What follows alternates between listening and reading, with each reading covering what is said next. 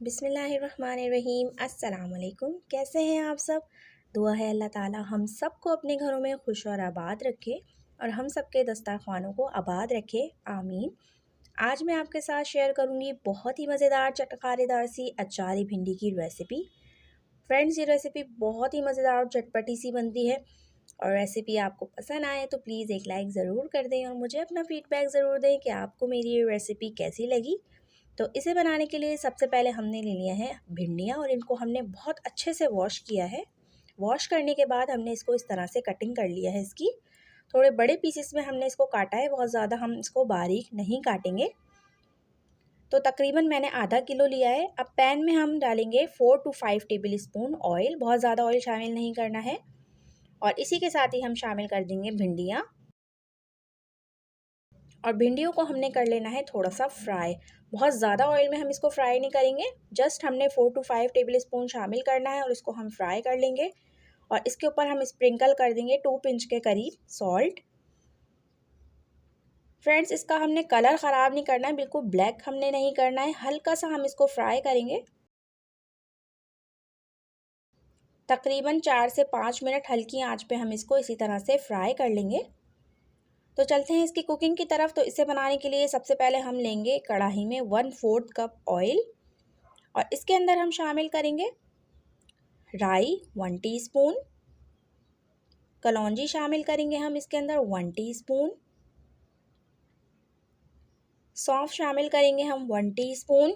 ये फ्रेंड्स बहुत ही मज़ेदार सा अचार का मसाला है। और इसी के साथ ही हम इसके अंदर शामिल कर देंगे ज़ीरा 1 टीस्पून और इसको हम थोड़ा सा 1-8 मिनट तक फ्राई कर लेंगे ताकि अचार का जो फ्लेवर है बहुत ही मज़ेदार सा आ जाए ऑयल के अंदर। और अब इसके अंदर हम शामिल कर देंगे बारीक कटी हुई प्याज। इस तरह से हमने चॉप कर ली है और प्याज को हमने बहुत ज़्यादा कोई कलर नहीं देना है, हमने हल्का सा सॉफ्ट करना है। और इसी के साथ ही अब मैं इसके अंदर शामिल कर दूंगी लहसुन। इस तरह से हमने काट लिया है बारीक, तकरीबन 1 टीस्पून।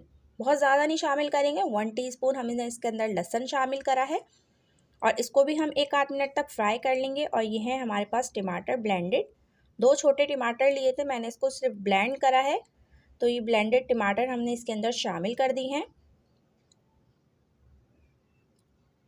थोड़ा सा मिक्स कर लेंगे हम इसको।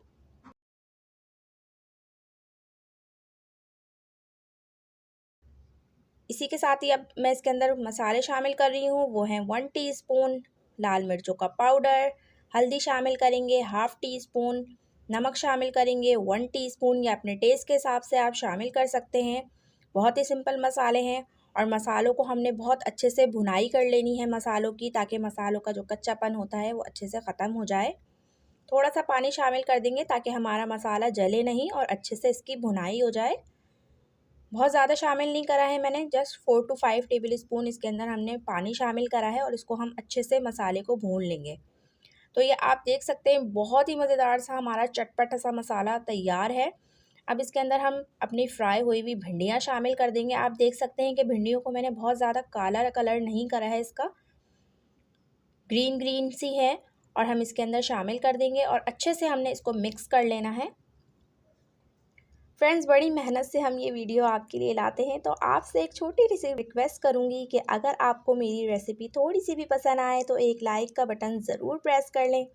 और अगर चैनल हमारा सब्सक्राइब नहीं किया है तो जल्दी से हमारा चैनल ज़रूर सब्सक्राइब कर लें ताकि आने वाली तमाम रेसिपीज़ आप तक पहुँच सके।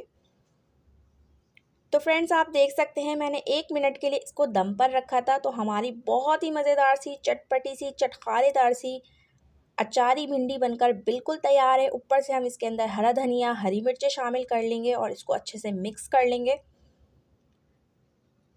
तो फ्रेंड्स, रेसिपी पसंद आए तो एक बार ज़रूर ट्राई करें। मुझे उम्मीद है कि आपको मेरी ये रेसिपी बहुत पसंद आएगी। मुझे रखिए दुआओं में याद। अब तक के लिए इतना ही। अल्लाह हाफ़िज़।